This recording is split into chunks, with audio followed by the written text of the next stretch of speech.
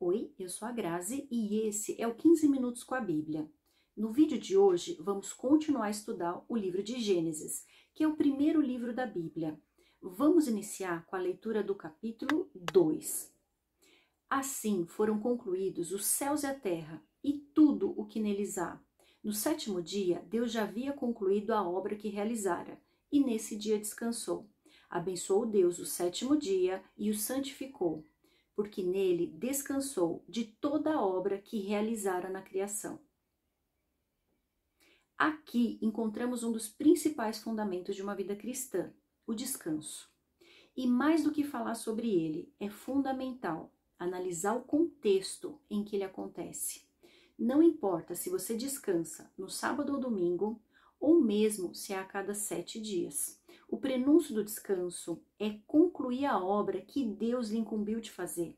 Primeiro, precisamos entender que Deus atribui a cada um de nós uma incumbência. É necessário aprender a reconhecer o que Deus nos confiou. Por exemplo, Deus confia uma esposa ao marido e vice-versa. Confia filhos a seus pais e pais a seus filhos. Confia casa, trabalho, amigos, saúde, recursos, enfim. Cada um de nós recebe de Deus um conjunto de responsabilidades. Devemos parar periodicamente e analisar todos os aspectos da nossa vida para aferir se estão em equilíbrio.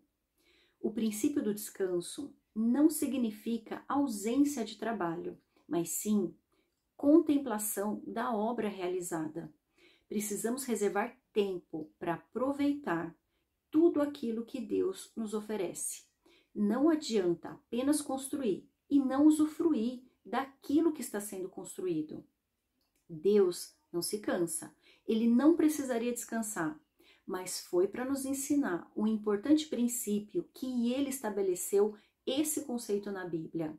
Mais do que se preocupar em como ou quando descansar, atente-se ao que você faz nos outros dias da semana. Se você estiver alinhado com tudo o que Deus te confiou, o descanso será uma consequência natural da obra realizada. Continuando no versículo 4, a origem da humanidade. Esta é a história das origens dos céus e da terra, no tempo em que foram criados. Quando o Senhor Deus fez a terra e os céus, ainda não tinha brotado nenhum arbusto no campo, e nenhuma planta havia germinado, porque o Senhor Deus ainda não tinha feito chover sobre a terra, e também não havia homem para cultivar o solo. Todavia, brotava a água da terra e irrigava toda a superfície do solo. Então, o Senhor Deus formou o homem do pó da terra e soprou em suas narinas o fôlego de vida, e o homem se tornou um ser vivente. Essa é uma das minhas passagens favoritas da Bíblia, porque revela exatamente o plano original de Deus e qual deveria ser a nossa relação com Ele. Desde a origem dos tempos, Deus criou e colocou na terra tudo aquilo que era necessário. Não é interessante que houvesse terra, água irrigando toda a superfície do solo e mesmo assim nada havia brotado? Deus nos explica o porquê. Ele não havia feito chover e não havia homem para cultivar o solo. O milagre do processo de plantio, germinação, crescimento e frutificação precisa tanto do componente divino quanto humano para acontecer.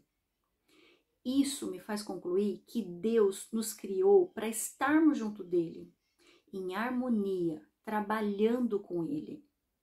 Ele é Deus e poderia fazer tudo sozinho, mas no seu infinito amor, ele nos convida a sermos coautores da sua obra. Versículo 8. Ora, o Senhor Deus tinha plantado um jardim no Éden, para os lados do leste, e ali colocou o homem que formara. Então, o Senhor Deus fez nascer do solo todo tipo de árvores, agradáveis aos olhos e boas para alimento. E no meio do jardim estavam a árvore da vida e a árvore do conhecimento do bem e do mal. Nesses 2 versículos, eu aprendo um pouco mais sobre o caráter de Deus e sua relação conosco. Aqui nos é apresentado, talvez, um dos mais importantes de todos os princípios cristãos, o livre-arbítrio. Note que Deus criou todos os recursos e os ofereceu ao homem, inclusive o poder da escolha. Ele colocou bem no meio do jardim tanto a árvore da vida quanto a árvore do conhecimento do bem e do mal.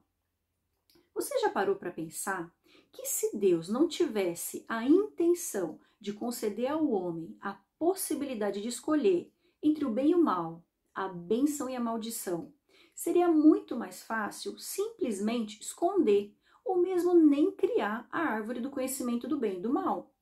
Pois é, mas não foi isso que Deus fez. Pelo contrário, Ele colocou bem à vista do homem, no centro da atenção, a escolha entre a obediência e a desobediência. Se o homem comesse da árvore da vida, andaria em obediência e teria vida eterna, caminhando lado a lado com Deus por toda a eternidade. Comendo da árvore do conhecimento do bem e do mal, estaria em desobediência, e a consequência disso foi a perda do relacionamento íntimo que tinha com Deus. O que eu aprendo aqui? O livre-arbítrio me permite fazer a escolha entre andar em obediência e ter um relacionamento próximo a Deus, ou andar em desobediência e me afastar cada vez mais dele. Deus não nos obriga a nada, a escolha é nossa. Nós somos responsáveis por escolhermos sabiamente quais os caminhos que vamos percorrer. Versículo 10. No Éden, nascia um rio que irrigava o jardim e depois se dividia em 4. O nome do primeiro é Pison. Ele percorre toda a terra de Havilá, onde existe ouro. O ouro daquela terra é excelente. Lá também existem o bidélio e a pedra de ônix. O segundo, que percorre toda a terra de Cush, é o Gion. O terceiro, que corre pelo lado leste da Síria, é o Tigre. E o quarto rio é o Eufrates. O Senhor Deus colocou o homem no jardim do Éden para cuidar dele e cultivá-lo. E o Senhor Deus ordenou ao homem: coma livremente de qualquer árvore do jardim, mas não coma da árvore do conhecimento do bem e do mal, porque no dia em que dela comer, certamente você morrerá. Existem 3 importantes lições que eu aprendo aqui. Primeiro, quando Deus nos cria, Ele já nos dá um propósito. Ele criou Adão para cultivar e cuidar do jardim. Segundo, Ele nos concede tudo o que precisamos para cumprir esse propósito. Quando criou Adão, Deus já havia plantado o jardim. Terceiro, Ele nos oferece recursos em abundância e apenas deseja nos afastar daquilo que nos causa o mal. Deus ordenou que comessem livremente de todas as árvores, exceto de uma. Não é intrigante que Deus afirme que eles morreriam se comessem do fruto proibido, mas eles não morreram? Deus não mente. Então, como explicar isso?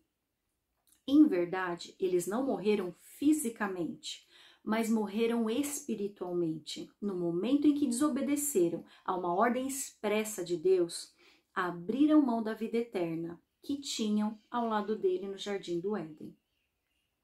Versículo 18. Então, o Senhor Deus declarou: não é bom que o homem esteja só. Farei para ele alguém que o auxilie e lhe corresponda.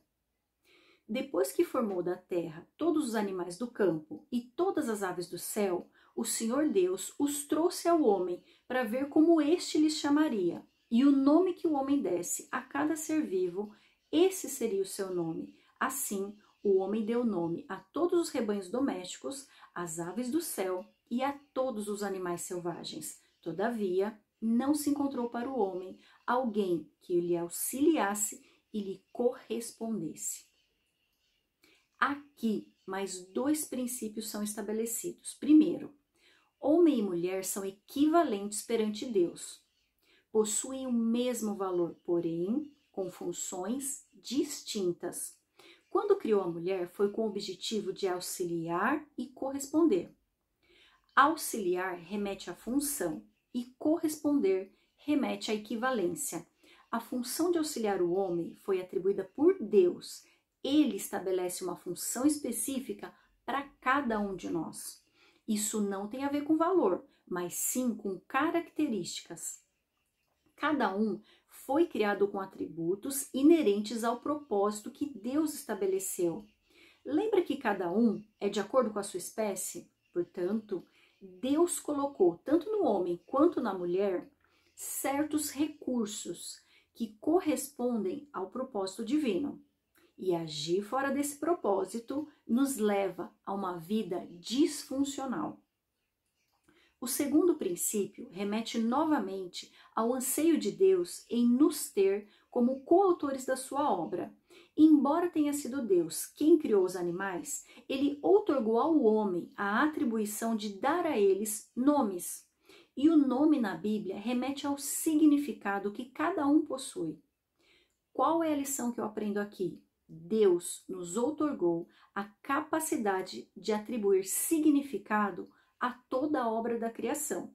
Ou seja, tudo o que acontece conosco podemos ressignificar conforme a nossa capacidade de entendimento. Versículo 21. Então o Senhor Deus fez o homem cair em profundo sono, e enquanto este dormia, tirou-lhe uma das costelas, fechando o lugar com carne. Com a costela que havia tirado do homem, o Senhor Deus fez uma mulher e a levou até ele. Disse então o homem: esta sim é osso dos meus ossos e carne da minha carne. Ela será chamada mulher, porque do homem foi tirada. Por essa razão, o homem deixará pai e mãe e se unirá à sua mulher, e eles se tornarão uma só carne. O homem e sua mulher viviam nus e não sentiam vergonha.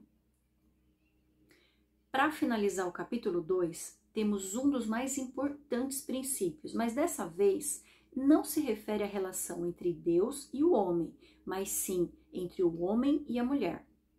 Casamento é de tal importância para Deus que ele o classifica como uma aliança de corpo e alma, não é somente física, mas também espiritual. O último versículo desse capítulo nos ensina que a relação deve ser de tal forma transparente e profunda que marido e mulher devem se conhecer como se estivessem nus, sem que nenhum segredo esteja oculto. Nada nessa relação deve ser motivo de vergonha. Tudo deve ser revelado. Bom, eu não sei se você notou, mas foram só 2 capítulos e até agora já aprendemos tanto sobre quem Deus é e sobre quem nós somos que eu estou ansiosa pelo que vem pela frente. Eu te espero no capítulo 3.